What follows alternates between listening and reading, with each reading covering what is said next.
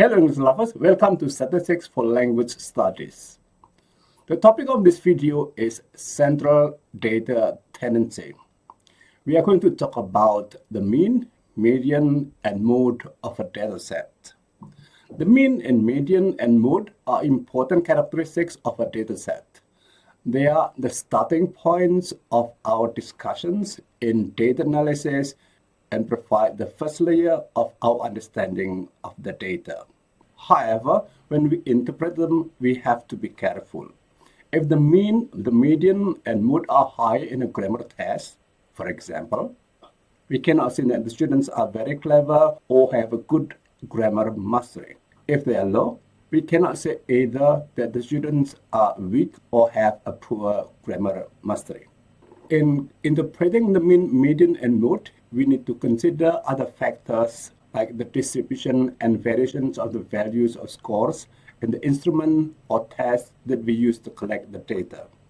Now let's talk about the three numeric characteristics one by one. But before we start, I would like to ask you to subscribe to this channel to keep updated for further videos on the same topic or on other topics related to language learning and language studies. Now let's talk about the three numeric characteristics one by one. Mean is the average of the values of a data set. In Excel, we compute the mean by totaling up the values and dividing the sum with the number of values. If our values are in column B to column B32, thus the number of value is 32, we can compute the mean manually by using the formula mean is equal to sum of B1 to B32 divided by 32. We just type equal sum in parentheses B1 colon B32 closing parentheses slash 32 in an empty cell and press enter, and the mean is given in the cell. Now let's see in Excel. Here our data is from B1 to B32. B1 is over here and we have B32 over here. So the number of our data is 32. To compute the mean, we just type over here equal sum B1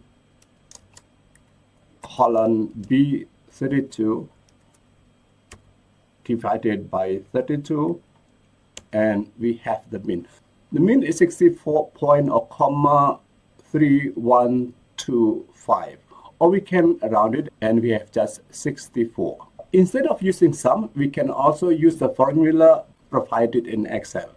The mean is the average value, so we can use the average function.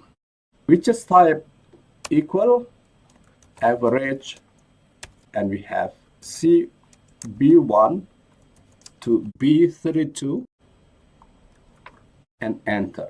So we have the same here. We have 64,3125 and we can round it again into 64. We round it. Well, to avoid the complexity, we can just use average function to compute mean. Now let's talk about median. Median is the middle of a dataset if it is arranged in an ascending order. If we have an odd number of data, like 33, it's easier to determine the median. Just pick up the 17th value for the median. We take the 17th cell because in that way we have 16 values above and 16 values below. If we have an even number of data, say we have 32, just like what we have, we can take the cell 16th and 17th values, sum them up, and divide it by 2 to get the median. Here in our data, I have sorted the values.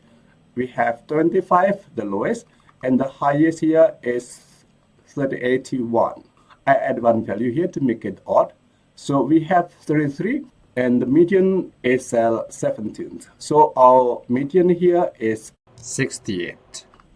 If we have an even number, for example, here we have 32.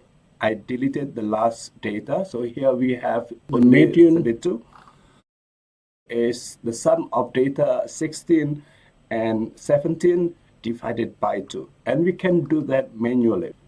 We type the median over here equal to sum B16 plus B17 divided by 2.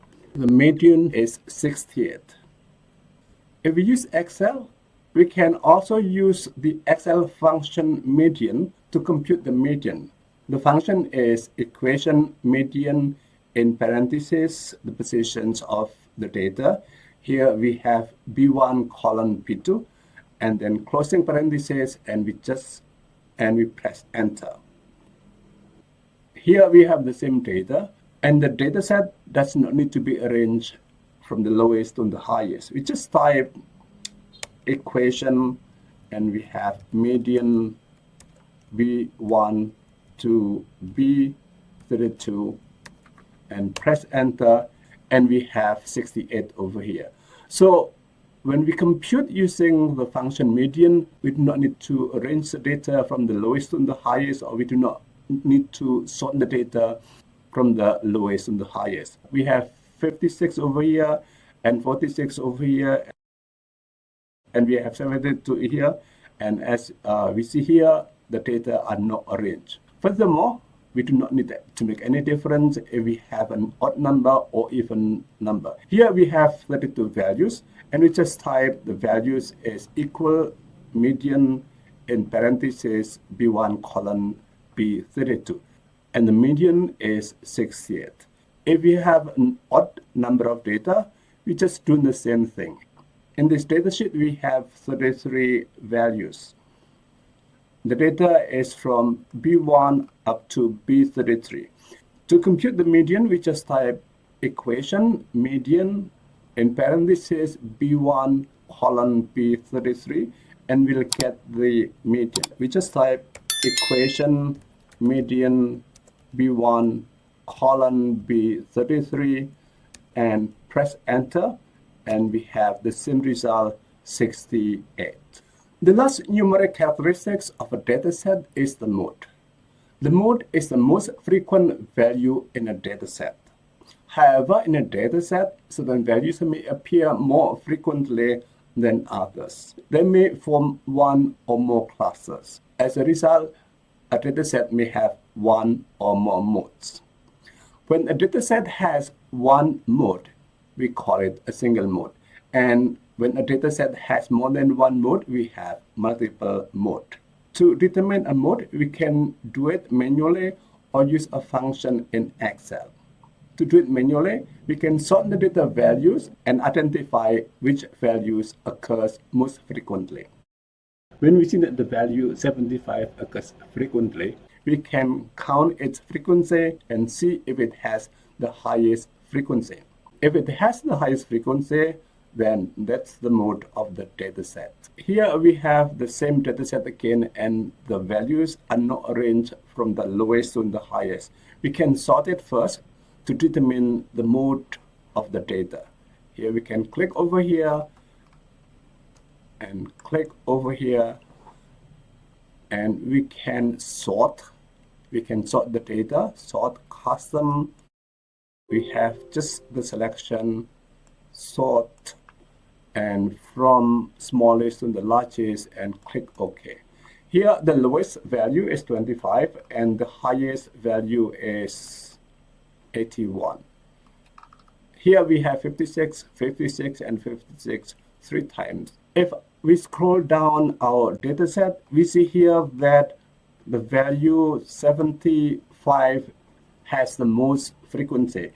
It occurs 4 times, while the other values only occur 3 times, twice, or 1. So we can say that the mode of this dataset is 75. We can write over here 75. It's manual counting. We have 75. Well, we can also use an Excel function to compute the mode of a dataset. If we have a single mode, the function is equal mode and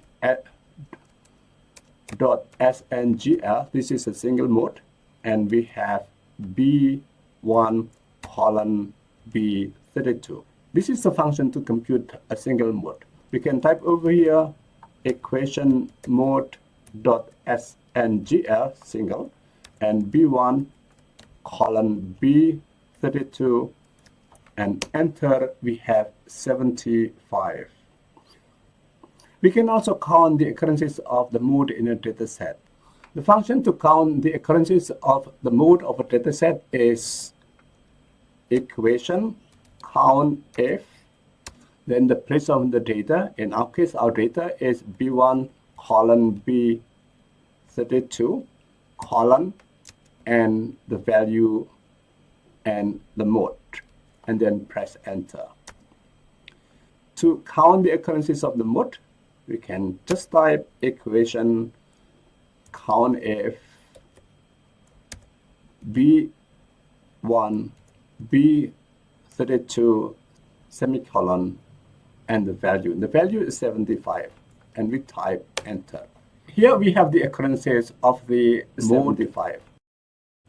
When we suspect that our dataset has more than one mode, we can use another function, namely mode.multi.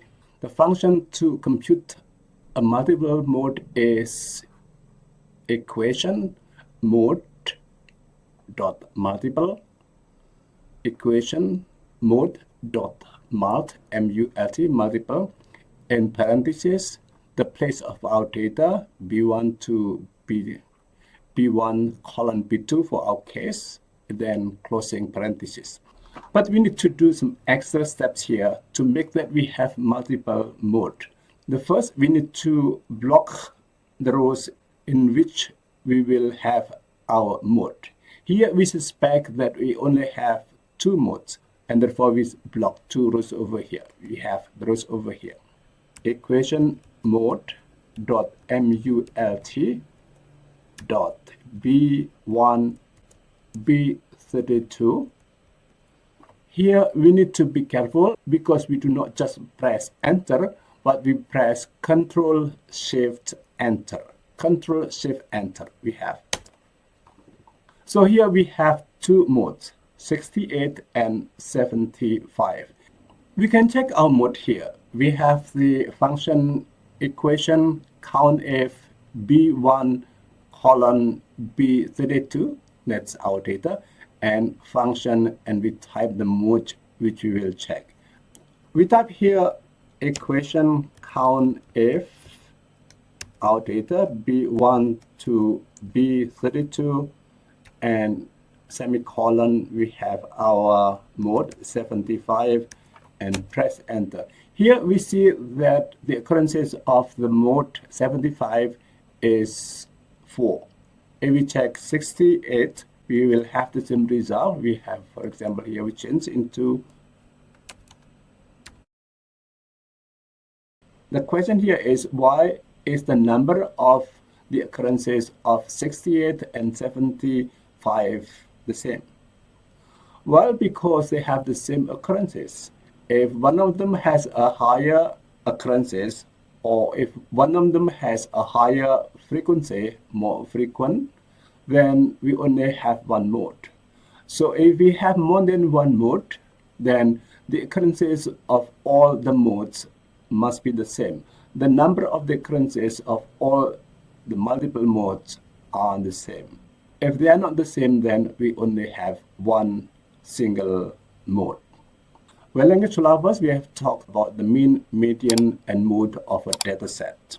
In descriptive statistics, they are important. The mean, median, and mode are important characteristics of a dataset in statistics. They summarize the central tendencies of the data. They are also the starting points for a deeper and thorough discussion. Well, language lovers, that's all about mean, median, and mode. We'll talk about them again for different purposes later. See you in the next video.